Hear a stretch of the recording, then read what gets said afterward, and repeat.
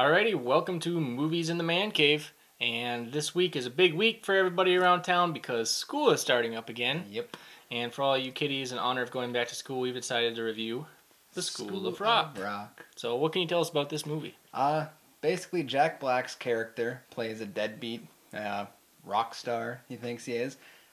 His roommate is a teacher, and Jack Black is looking for money, accidentally intercepts a phone call for a substitute job, and pretends to be his roommate, and goes on to teach the School of Rock, if you will.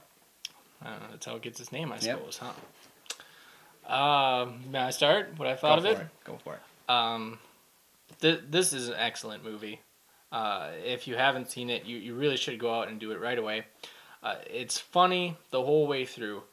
Jack Black, I like him, I'm going to say 75% of the time. Sometimes I don't really care for him, and other times I absolutely love him. And in this movie, I absolutely love him. His antics and his energy just fit in perfectly with this movie.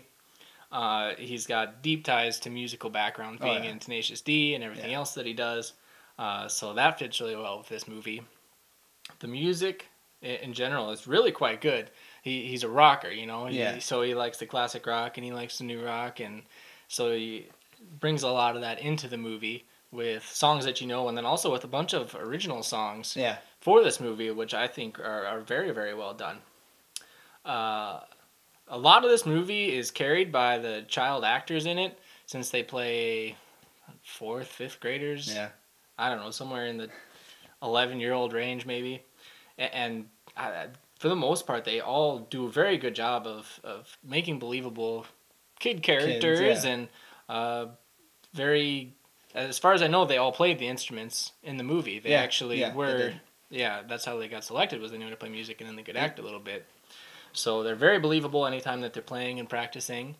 And I'm not a big Joan Cusack fan, and I could have easily had her role cast by somebody else. But besides maybe that limiting factor, very funny movie. Very funny. Yeah. I agree on every part. I saw this in the theater with a bunch of my buddies at the time. We were in a band, and so we're singing every song with the soundtrack. It's just insane. And I'll probably get grilled for it, but I did not like Led Zeppelin up until this movie.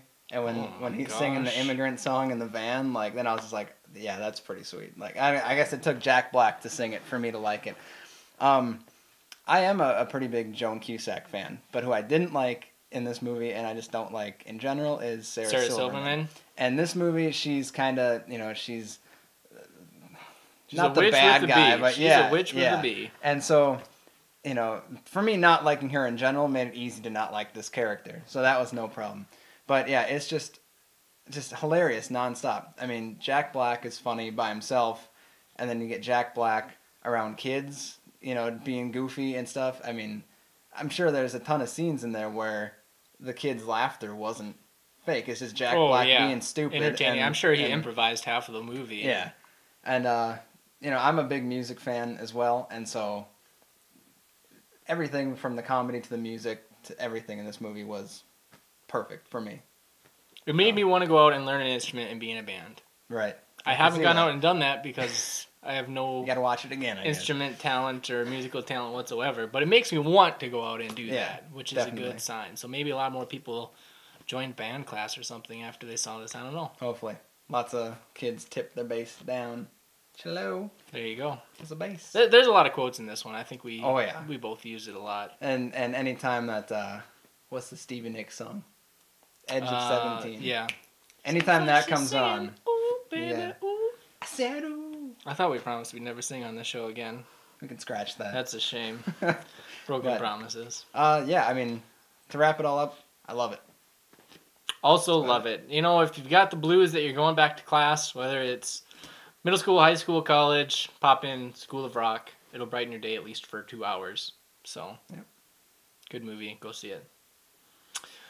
Okay, let's move on to our next segment, which is the quote, I believe. Quotes, yep. And I believe this week's winner again was Andrew Selders. He got it earlier this week. He didn't wait till the last minute. Right no on procrastinating. So that was good to see. So let's take a look. Okay. Thank you, Les. Thank you. You have a good night. But seriously, A nutless monkey could do your job. Good. That is Tom Cruise in a very not Tom Cruisey role. Not at all. The movie is Tropic Thunder, which also happens to star Jack Black. Whoa, how about that? Connections everywhere. Yep. That's a funny movie, and it's just fun to see Tom Cruise as a vulgar fat man who likes to dance to hip hop. Balding, So, yeah, creeper. pretty enjoyable. So, congratulations, Andrew, on getting our quote right yet again. Let's see if anybody can beat you this week. This week's quote is, "I will shoot you, and I know robot karate." So, go ahead and see if you can figure out what movie that's from. Hint, hint, probably involves Mr. JB. And put their answers where? Hit us up on Facebook or Twitter or YouTube or Area Voices. All these things going across the bottom of the screen. That's where you want to go put your answer. Yep. Or Let us know. comments. Yeah. If you have anything else that you want to say. How much you love this movie. We won't accept how much you don't like this movie. Sorry. Let's move on to movies coming out this week. I'm going to start with a movie I think kind of looks lame. I don't know. That's Colombiana. It looks like it might be alright, but it kind of looks like a grown-up version of The Professional. Okay. You don't know what happened to this girl's parents. She's going out for revenge. Yada, yada, yada. Killing everybody, blowing stuff up. To me, it looks like The Bourne Identity with a female lead. That too. But which means I should be interested, but I'm not really interested. Yeah, I think threw me off was the first preview we saw at Thor. I think it was. It just didn't grab you No. like it should. So we'll see about that. Also coming out is Our Idiot Brother, Paul Rudd. Paul Rudd or Rude. I always said Rude. I'm probably wrong. Anyway, he's bearded in this one. And very mediocre looking. Yeah. I usually like his movies, so I'll probably rent it. He's in got some a good year. movies, but this one does not look like it. No. Also coming out is Don't Be Afraid of the Dark, which is a horror movie, which I really wasn't too interested in, but I watched the trailer today, and the first thing it said was from Guillermo del Toro. Yep. And instantly I'm hooked. Yep. If it's got Guillermo del Toro involved, I'm probably going to be a fan. The first preview I saw was on TV, and I must have caught it just between saying anything. So all it was the camera panning underneath the sheets. I'm like, what is this? And then right away, this thing jumps out. Horrible monster. Woo! Man. But yeah, it looks Guillermo really does good. great monsters. He So does. for him to do a horror monster movie could be really spectacular. I'm looking forward to that one a lot. Really spectacular. So that's our best bet for this week, I think. Yep. Also, if you haven't seen it yet, I did get a chance to catch Captain America this week. It was fantastic. Jealous. A couple visual effects that maybe were a little shaky, but other than that, through and through, great movie. So if none of these options look good, go see the Cap. Excellent. Alrighty, that's it for this week's episode, I do believe. So catch us this weekend for a mini episode of Movies in the Man Cave. That's right.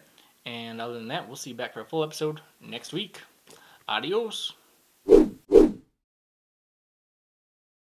Surprise me. There we go. Just don't bump it. I'll try not to. Bump it. Twist it. Pull it. Bump it. I suppose that would be bump it. True.